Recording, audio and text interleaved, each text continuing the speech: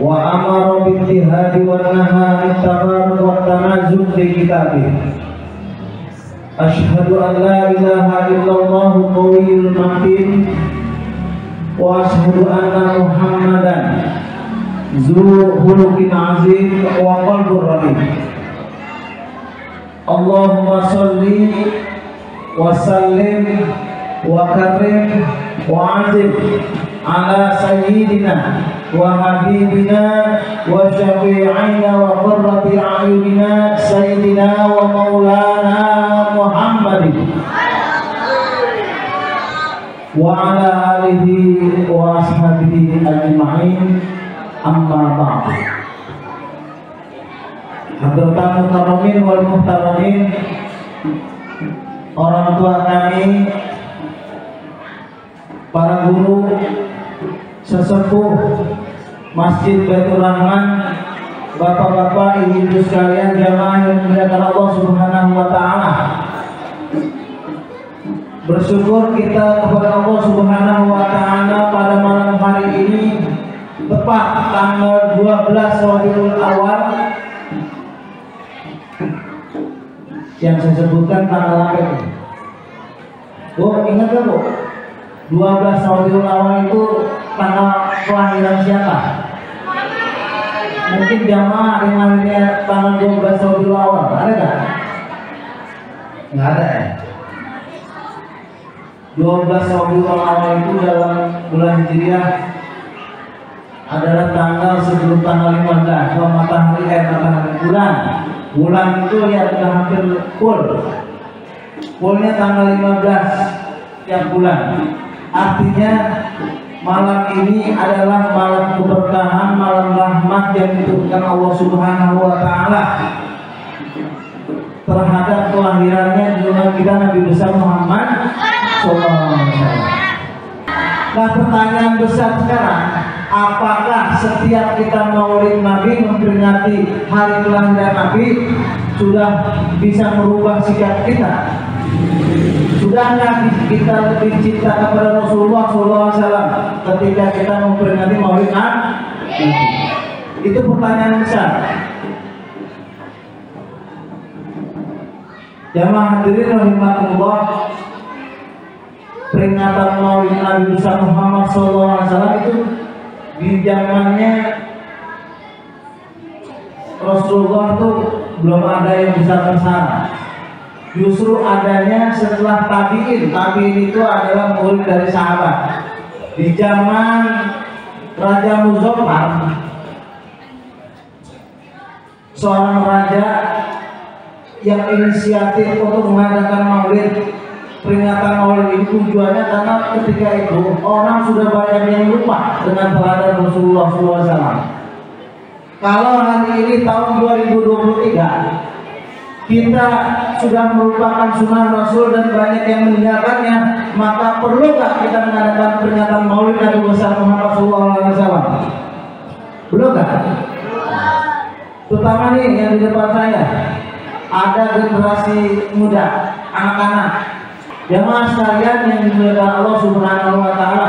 Terus kenapa sih kita perlu memperingati maulid Nabi besar Muhammad sallallahu alaihi wasallam? Apa pentingnya dan apa manfaatnya? Kalau nggak ada pentingnya, nggak ada manfaatnya, jangan ngadain. Sering kita dikritik oleh para ulama atau para ustadz, peringatan maulid tidak ada bekasnya. Maka dari itu nggak usah panjang-panjang atau lebar-lebar. Ya, saya beri nasihat dalam peringatan maulid itu yang penting kita tahu sejarah Nabi besar Muhammad Sallallahu Alaihi Wasallam. Sejarahnya harus tahu mulai dari beliau dilahirkan sampai meninggal. Tetapi Rasulullah Sallallahu Alaihi Wasallam walaupun meninggalnya tetap ada. Bahkan Nabi Adam alaihissalam diterima tobatnya oleh Allah karena bertawasul kepada Nabi besar Muhammad. Ini boleh kita contoh bagi yang dosa, termasuk saya. Bapak kalau doanya polos-polos aja langsung kepada Allah, kemungkinan jauh dan diterima oleh Allah Subhanahu wa taala. Betul. Karena kita banyak dosa. Orang kecil belum banyak dosanya belum. Paling dosa bohongin emaknya, ya. Udah jajan, ya. Kalau orang tua sudah banyak dosanya, maka kita contoh Nabi Adam alaihissalam. Beliau bertawasul kepada dirinya kita Nabi Muhammad SAW, bijahi Sayyidina Muhammad antakfironi, dengan kehebatan, dengan hakikat Nabi Muhammad SAW, ya Allah ampunilah dosa saya. Dosa Nabi Adam langsung diterima oleh Allah Subhanahu wa taala. Tapi Allah bingung, Bu. Allah bingung dari mana Nabi Adam itu bisa diterima taubatnya oleh Allah. Allah juga bingung kenapa beliau mengucapkan nama Nabi Muhammad. Nabi Adam tahu manusia pertama yang diciptakan oleh Allah sebelum adanya kita. Nabi Adam pernah melakukan kesalahan, apalagi kita. Nabi Adam pernah, apa kesalahan Nabi Adam, Bu? Kesalahan Nabi Adam apa? Dulu Nabi Adam tinggalnya di surga. Ada yang nyesel nyalahin Nabi Adam. Kenapa kita tinggal di dunia ini? Padahal dulu kita enak di surga. Nabi Adam dihukum Allah Subhanahu wa taala diturunkan ke muka bumi ini karena korban hoax. Apa itu hoax? Berita bohong. Ibu-ibu saya rasa pernah dibohongin dari berita di WA. Pernah nggak? Kita kan tinggal terusin dari mana asalnya nggak tahu. Nabi Adam aja pernah kena hoax oleh iblis. Apa hoaxnya? Berita bohongnya apa? Kata iblis menggoda Nabi Adam, hoaxnya begini, bohongnya begini. Kata Allah kan Nabi Adam dilarang mendekati pohon huldi dan makan buahnya. Jangan deketin aja, apalagi makan. Datang berita hoax. Jadi hoax itu dari zaman dulu udah ada, Bu. Berita bohong dari dulu udah ada. Bukan zaman sekarang aja. Dari dulu udah ada. Kata iblis kepada Adam, ya, dan istrinya Hawa, kalau kamu ingin kekal, maka makanlah buah itu. Dibohongin. Tetapi Nabi Adam bukan orang sembarangan yang gampang dikibulin, yang gampang dibohongin. Kenapa Nabi Adam percaya kepada iblis? Karena iblis itu menggunakan nama Allah, menggunakan nama Allah sebelumnya. Jadi menyebut lillahi. Jadi menyebut nama Allah untuk membohongi Nabi Adam. Kira-kira Pak Bu, kita menyebut nama orang untuk mengutang di warung, udah 5 kali ngutang nggak dikasih kita, terus supaya jadi nyebut aja nama PRT. Saya disuruh ngutang sama RT subuh, akhirnya dikasih. Kenapa? Karena dia menyebut nama RT subuh. Begitu juga iblis menyebut nama Allah di dalam berita hoaxnya, berita bohongnya. Jadi kata iblis kepada Adam, kamu akan hidup selama-lamanya di surga ini demi Allah. Akhirnya Nabi Adam menyesal dan mengadu kepada Allah bahwa yang dilakukannya adalah bukan ingkar kepada Allah, tetapi karena sebutan nama Allah di dalam kata-kata iblis. Begitu. Akhirnya Allah kan sangat cinta kepada Nabi Adam. Ya. Akhirnya juga diberikan tobat, tetapi dikasih bocoran jawaban. Engkau sekarang aku turunkan ke muka bumi ini, tetapi karena engkau salah, nanti tobatlah. Tobatnya caranya adalah dengan bersolawat kepada junjungan kita Nabi besar Muhammad Sallallahu Alaihi Wasallam. Setelah membaca solawat yang berarti tawasul, lalu dosa Nabi Adam diampuni oleh Allah Subhanahu Wa Taala. Apa hikmahnya hadirin jamaah yang dimuliakan Allah Subhanahu Wa Taala? Kalau kita berdoa memohon sesuatu kepada Allah, kita disunahkan menyebut nama Nabi Muhammad sebelumnya. Makanya sering kita mendengar orang berdoa diawali dengan istighfar, astagfirullahaladzim, terus Allahumma sholli sallallahu ala Muhammad sallallahu alaihi wasallam sallallahu ala Muhammad sallallahu alaihi wasallam. Itu salawat Jibril namanya ya. Bisa. Jadi kita berdoa agar diampuni dosa oleh Allah Subhanahu Wa Taala dengan bertawasul kepada junjungan kita Nabi besar Muhammad Sallallahu Alaihi Wasallam. Hadirin jamaah yang dimuliakan Allah Subhanahu Wa Taala. Lalu apa sih hebatnya junjungan kita Nabi besar Muhammad Sallallahu Alaihi Wasallam? Di dalam sebuah hadis qudsi yang itu ada dalam kitabnya. Hadis qudsi itu hadis yang diturunkan Allah secara tulisannya, redaksinya, matanya, ya dari Allah, tapi matanya dari junjungan bersama Muhammad SAW. Hadis qudsi itu berbunyi, laulaka ya Muhammad